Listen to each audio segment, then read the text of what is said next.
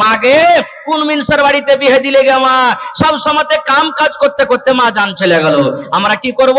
ঠিক আছে বেটি, তুই কোন রকম এ বেকার আয় তো বাড়ি। মায়ের কথা শুনে চলে গেল বাড়ি। বলছে এক কাজ কর, জামাইকে ফোন দে যে আমাকে আনতে এসো। 5 দিন বাদ ফোন দিয়েছে, আজ তুমি আনতে আসবে না? যেমনই আনতে এসেছে দুটা লোককে ফিট করে রেখেছে। এই মরার বেটাকে একটা খুঁটিতে ঘরের ভিতরে ধরে বান, ইয়ার বাড়িতে আমার বেটি চলতে পারবে না। যেমনই বেঁধে দিলে ভাই বলছে ফোন কর তোর বাপকে, মরার বেটা মরা 5টা লোক আসবে, 3 লাখ টাকা তোকে দিয়েছি, 2 লাখ খরচ হয়েছে, 5 লাখ টাকা দিয়ে দিয়ে তালাক করে তুই নিয়ে চলে যায়। হয়েছে না হয় না? যারা বলেন হয়েছে না হয় না? 1 মিনিট আর একটা কথা বলবো আপনাদের সামনে। এক বেটি ছেলে বিয়ে হয়ে শ্বশুর বাড়ি গেছে, ওখান থেকে এসেছে, মাকে বলছে মাকে আমি আমার স্বামীর ভাত খেতে পারবো না। বলছে কেন রে বেটি? বলছে ওর জ্বালা আর সইতে পারি না গো মা, আমি ওর কাছ থেকে তালাক নিয়ে নিব আর আমি ওর ভাত খাবো না।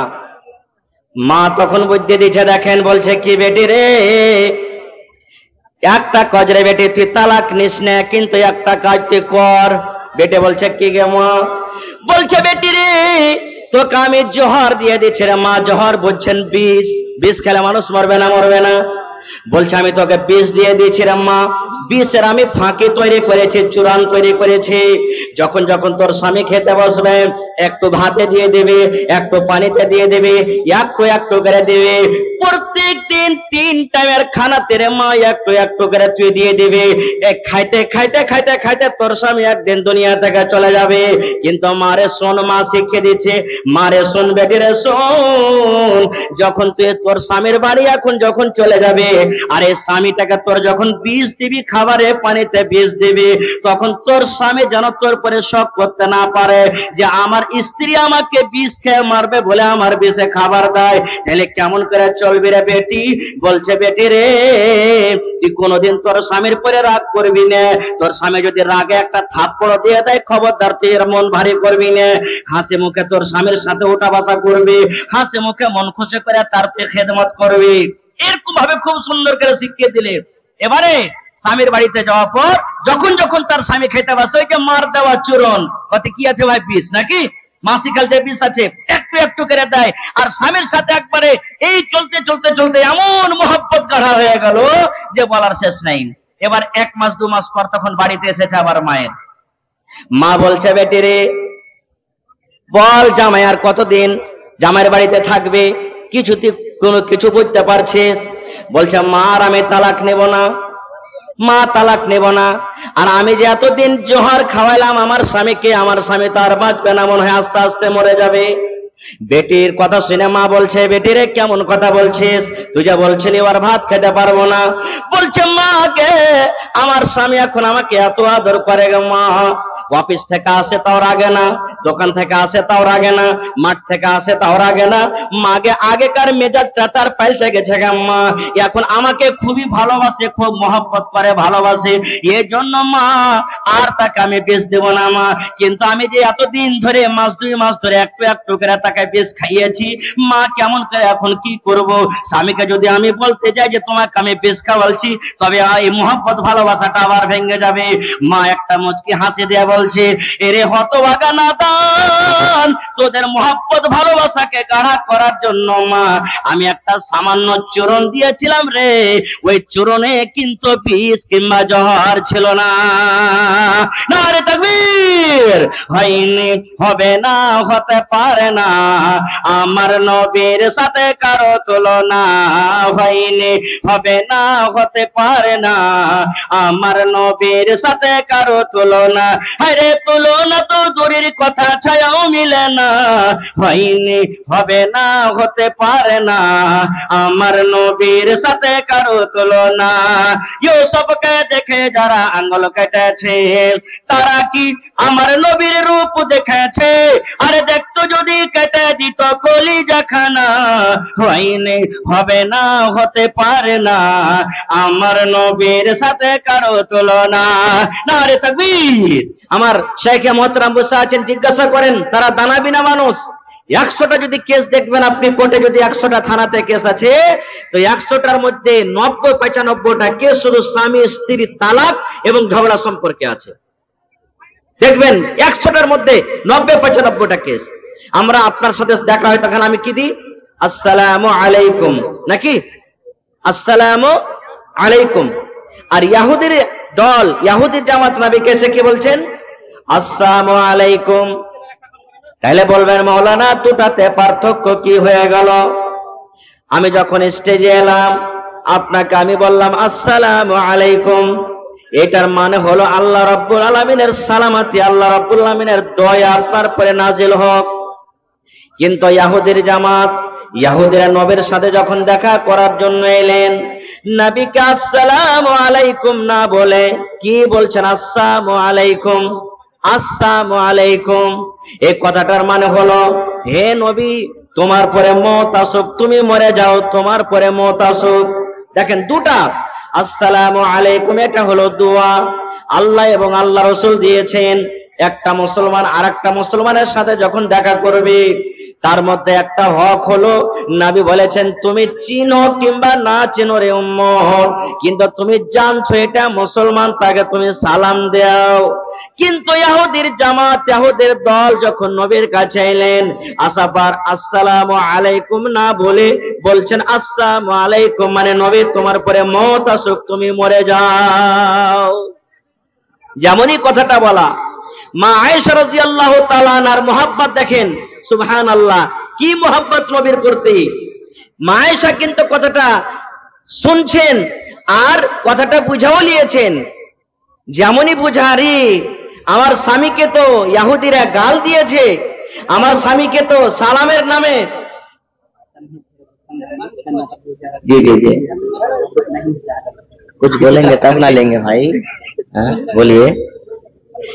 তো কেমন মোহাব্বত ভালোবাসা মা আয়েশা রাদিয়াল্লাহু তাআলা আনহা বুঝে নিয়েছেন। এবার মা আয়েশা রাদিয়াল্লাহু তাআলা আনহাকে বলছেন, এই ইহুদির দল তোরা শোন রে, ওয়া আলাইকুমুস সালাম ওয়া লাআনা, আমার নবী তো তোদেরকে কোনো দোষ করেনি, আমার নবী তোদেরকে কোনো গালি দেয়নি, আমার নবী তোমাদেরকে কোনো রকমের কুভাষাতে কথা বলেনি, আমার নবী তোদের সাথে কোনো ঝগড়া করেনি, লড়াই করেনি। তবে আমার নবীকে কেন তোরা বদদুয়া দিলি রে, আমার স্বামীকে কেন তোরা বদদুয়া দিলি? এবার মা আয়েশা রাদিয়াল্লাহু তাআলা আনহা উত্তর কি বলছেন? ওয়া আলাইকুমুস সালাম ওয়া লাআনা, হে ইহুদির দল, আমার নবীকে বলছিস তোরা তুই মরে যা, তুই মরে যা, তোর পরে যেন মওত আসুক। আমার নবী মরবে কেন রে? হে ইহুদির জামাত, তোদের পরে আল্লাহর মওত আসুক, তোরা মরে যা, তোরা মরে যা, তোদের পরে মওত আসুক, তোরা মর, এবং তোরা হালাক হয়ে যা, তোর পরে লানত বর্ষুক। দেখেন কেমন মুহাব্বত, কেমন ভালোবাসা, দেখেন আল্লাহুস সামাদ। এর মতো ভালোবাসা মোহাব্বত আমাদেরকে রাখতে হবে, ওই মতো মোহাব্বত করতে হবে না। যেমন একদিন এক মাওলানা, একটা ছোট্ট কথা বলছি, একদিন এক মাওলানা ওয়াজ করছেন। কি ওয়াজ করছেন? যে দেখেন ভাই, স্ত্রীকে কোনোদিন খারাপ ভাসবেন না, স্ত্রী যদি ভালো মতন রান্না বান্না করে দেয় তার তারিফ করবেন। কি তারিফ? বাহ, তোমার তরকারিটা কত ভালো জি, তুমি কত সুন্দর করে রান্না করেছো জি। এই মতো তারিফ করতে গেলে স্ত্রী কিন্তু খুশ হয়ে যাবে, আপনার খিদমত করবে বেশি করে। এবার একটা মোটা হইসা লোক ছিল মজলিসে, ও কিন্তু স্ত্রীকে জীবনে ভালোবাসত না। এবার জালসা টালসা শুনে ভাই বাড়ি গেছে, বাড়ি যাওয়ার পর তখন ওকে ওর স্ত্রী খাইতে দিয়েছে, খাইতে বসেছে, ওর কথাটা কিন্তু মনে চলে এসেছে, আরে মাওলানা তো জালসাতে বলেছেন আজকে যে স্ত্রী যদি খাবার দেয় তো ওর তারিফ করতে হবে, ওর প্রশংসা করতে হবে। তখন খাইছে আর বলছে, তোর হাতের এই তরকারিটা কত ভালো হয়েছে রে, এরকম মাছ মনে হয় তুই জীবনে কোনোদিন রান্না করিসনি, কত সুন্দর করে তুই রান্না বান্না করেছিস। যেমন কথাটা বলা ভাই, বেলন বুঝেন, বেলন যে রুটি পাকায়, বেলন চাক্কিতে বেলন, হাইসাল ঘরে একটা বেলন ছিল, বেলনটা লিয়েছে কেন ওর স্বামীর মাথাতে এক বেলন দিয়ে বলছে, লিচ্ছি লাগা মরা, আমি এতদিন সারা জীবন রান্না বান্না করে খাওয়াইনো, কোনোদিন তুই আমার নাম করিসনি, আর আজ পড়োশির বাড়ি থেকে তরকারি চেহাই নিয়ে দিয়েছিস, তো তুই ওর নাম করছিস। হ্যাঁ, তো ভাই এরকম তারিফ প্রশংসা করতে গেলে তো হ্যাঁ এই বেলনই খেতে হবে ভাই। ভাইরা আমার, তাহলে একটা হাদিস আপনাদের সামনে দিয়ে দিলাম, আর একটা হাদিস আপনাদের সামনে রাখে। আল্লাহর নবীর বেটে নবীজির 4 জন মেয়ে ছিলেন, 4 জনের মধ্যে সব থেকে ছোট মেয়ের নাম ফাতেমা রাদিয়াল্লাহু তাআলা আনহা। নবীর ছোট বেটির নাম কি? নবীর ছোট বেটির নাম কি? ফাতেমা রাদিয়াল্লাহু তাআলা আনহা। এটা হলো কি? হযরত আলী রাদিয়াল্লাহু তাআলা আনহুর স্ত্রী, আর একদিক থেকে আলী হলেন কে নবীজির কাকাতো ভাই। 2 মিনিটে এবার আব্বার কাছে এসেছেন দেখার করার জন্য, কিছু চাইবো বলে। যেমন আপনার বেটিরা আপনার কাছে চাহে, আপনি একটা মোবাইল দেন, আব্বাজি একটা ছাগল দেন, আব্বাজি একটা মুরগি দেন, আব্বাজি একটা গরু দেন, আব্বাজি এই দেন ওই দেন, মিটকেস দেন, গোদরেজ দেন, চাহে কি চাহে না? তা আল্লাহ নবীর ছোট বেটি ফাতেমা রাদিয়াল্লাহু তাআলা আনহা আব্বার কাছে চাইতে এসেছেন। এবার যেই সময়তে গেলেন বাপের বাড়িতে, ওই সময়তে কিন্তু নবীজি বাড়িতে নেই, দিনের কাজে গেছেন, কোনো কামে কাজে গেছেন। আর মা ফাতেমা রাদিয়াল্লাহু তাআলা আনহার যেটা নিজের মা খাদিজা দুনিয়াতে বেঁচে নেই, দুনিয়া থেকে চলে গেছেন। বাড়িতে কি আছেন? আল্লাহ নবীর আরো একজন স্ত্রী মা আয়েশা রাদিয়াল্লাহু তাআলা আনহা, এটা হলো ফাতেমার সতার মা, বাড়িতে আছেন। ফাতেমা এলেন, আসাফার বলছে সতার মাকে, মা আয়েশাকে, কি মা আব্বা বাড়িতে নেই? বলছে না রে বেটি, তোমার আব্বা বাড়িতে নেই। কোথায় দিনের কাজে গেছেন বা কোনো কাম কাজে গেছেন, আশপাশ বহে আছে। কি কথা বল, তোমার আব্বা আসবে তখন আমি বলে দেবো। তো মা ফাতেমা বলছেন না, আব্বা আসবে তখনই বলবো। এই আমার মায়েরা খেলারা শুনেন, স্বামীর প্রতি মোহাব্বত ভালোবাসা কি জিনিস দেখেন। এবার মা ফাতেমা দেখলেন যে আব্বা বাড়িতে নেই, আর রুকলেন না যে ঠিক আছে মা 1 ঘন্টা দাঁড়াই 2 ঘন্টা দাঁড়াই আরাম করি, আব্বা আসবে তখন দেখা করে যাব না, তখনই নিজের স্বামীর বাড়ি চলে গেলেন। না থাকবো না আব্বার বাড়িতে, আব্বার অপেক্ষা করব না, আমি নিজের স্বামীর বাড়িতে চলে যাব। কে জানি আমার স্বামীর পানির দরকার হবে, খাবারের দরকার হবে, কি আমার দরকার হবে, কখন কোন জিনিসের দরকার হয়ে যাবে, আমার স্বামী আমাকে খুঁজবে, আমি সামনে না থাকলে আমার উপরে রাগ করবে, তখনই চলে গেলেন। আহা হা। আর এখনকার দেখেন মা খালারা যদি বলে যে এ আব্দুল্লাহর বাপ কি হয়েছে জি, বলছে আমার মাকে একটু দেখতে যাবো আর আসবো, যদি কয়ে যায় ভাই তো 1 দিন হয়ে যাবে, 1 দিন বলে যায় তো 5 দিন হবে, মানে এরকম কিছু বুঝবে না স্বামী কি জিনিস। এবার চলে গেলেন ঘুরে। নবী আমার সন্ধ্যাবেলাতে বাড়ি এলেন। যখনই নবী আমার বাড়ি এলেন, মা আয়েশা রাদিয়াল্লাহু তাআলা আনহা এবার নবীকে বলছেন, ইয়া রাসূলুল্লাহ, আল্লাহ নবী গো, ফাতেমা আপনার সাথে দেখা করার জন্য এসেছিল। আপনার কলেজার টুকরা ফাতেমা, আপনার ভালোবাসা বেটি ফাতেমা আপনার সাথে দেখা করার জন্য এসেছিল গো নবীজি। নবী আমার বলছেন, বিবি রে, আমার ফাতেমা কে বলছিল রে বিবি, কি কারণে আমার কাছে এসেছিল? আমার মা, আমার কলেজার টুকরার সাথে আমার দেখা হয়নি, আমার কলেজার টুকরা কি বলেছেন? এ আমার ভাইয়েরা মায়েরা শোনেন, যখন কথাটা বলা, মা আয়েশা বলছেন, ইয়া রাসূলুল্লাহ, আমাকে বলে যায়নি, কি দরকার এসেছিল ফাতেমা আমাকে কিচ্ছু জানেনি, আব্বাকে বলবো বলে চলে গেছেন। এবার নবী আমার বাড়িতে আর থাকলেন না, একবারে সাথে সাথে বেটির বাড়ি হাঁটা দিয়ে দিলেন। আহারে, আমার বেটি আমার সাথে দেখা করার জন্য এসেছিল, কিন্তু আমার মায়ের সাথে দেখা হলো না। এবার নবীজি তাড়াতাড়ি করে নিজের বেটির সাথে দেখা করার জন্য চলে গেলেন। এবার রাত কিন্তু হয়ে গেছে।